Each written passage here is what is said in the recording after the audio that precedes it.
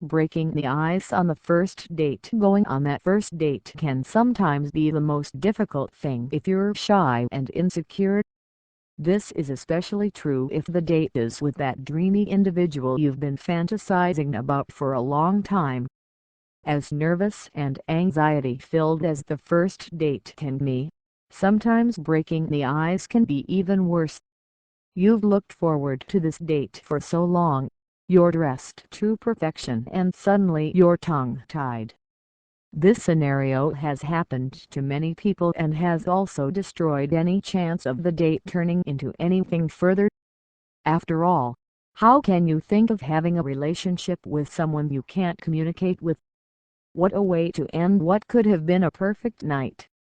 Whether this has happened to you or you fear it may, here are some ideas to overcome this all too common problem.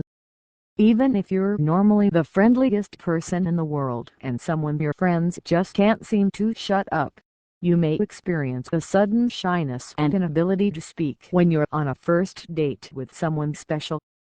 Getting your date to open up about something that interests them is always a good choice. Be specific about your questions and avoid questions requiring only a yes or no answer. Don't pry, but stick to simple questions. Some people may love talking about their family but not wish to discuss their work. If you ask enough simple questions, you'll eventually hit on the subject that interests them and keeps them talking. Once they begin talking, you'll feel more open as well. If you're poor at everyday conversation but good at telling jokes, try telling a joke as long as it's not one that could be offensive. If you're still having difficulty thinking of something to break the ice, a simple compliment always works well. Tell them you like their shirt or ask about their car.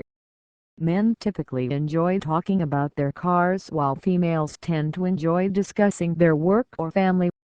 Try to avoid topics that may be controversial such as religion or politics. Although men tend to enjoy sports, keep in mind that you may be a fan of a competing team. This may not be the best way to get a friendly conversation going. If you know each other from school or work, a good topic might be something you both in common. Many first dates take place in movies or restaurants, the traditional dinner and movie date. You might want to ask what their favorite food is or what type of movies they enjoy. Usually this type of conversation is easy to keep going and will lead to more conversation. By the time the night is over, you'll wonder what all the worry was about. Making sure the first date is not the only date. If you're about to go on your first date, you're experiencing the excitement and nervousness that millions of others like you have experienced.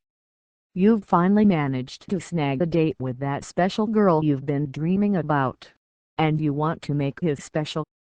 You want to make sure that the first date with her is not the only date with her. While the old clip says a date with flowers, candlelight, candy and romantic music is a sure thing, this is not always the case.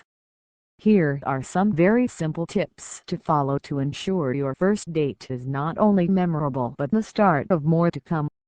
Be creative.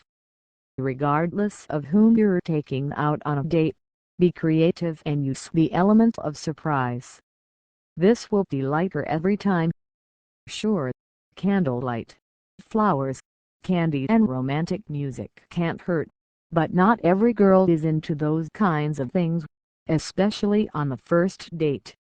If she looks on you as a good friend, these gestures might be considered as too serious for the first date.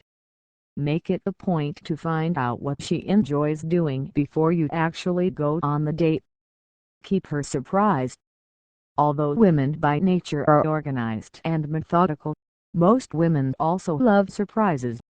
Once you've managed to learn what she enjoys, keep your plans a secret until the big day. You can let her know if it's formal or casual to avoid embarrassment and discomfort, but don't let on any more than that. She'll appreciate the time and care you took in planning this perfect date. Keep your shared interests in mind.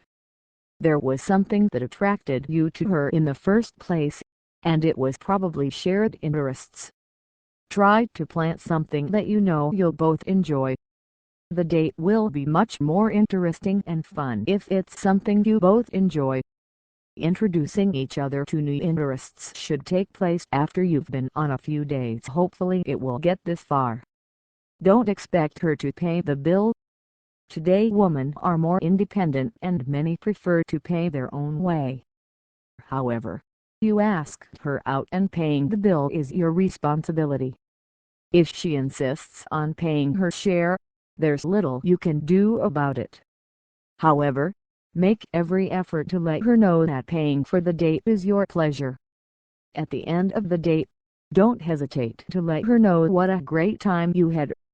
First-time online dating tips for beginners online is very popular today and is actually easier than you think. From everything you've heard, it involves not much more than signing up for an online dating site, telling the world what you're looking for and going about your business until all those potential dates start coming your way. While this sounds easy enough, there are actually a few more steps needed if you expect success of any kind in online dating sites. Don't set your sights on one specific online dating site.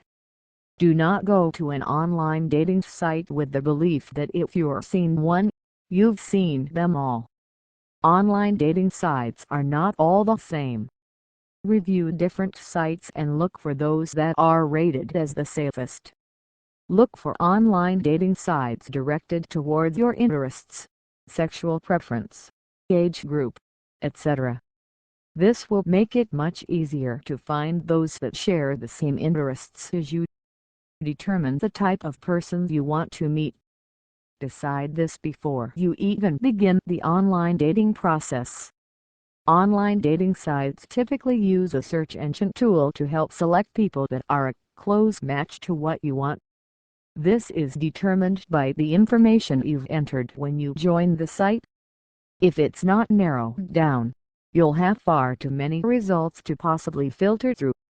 For instance, if you're an 18-year-old man looking for a woman, if you set your preferences to all women ages 18 to 24, you'll have a lot less to go through than if you set it to any age group.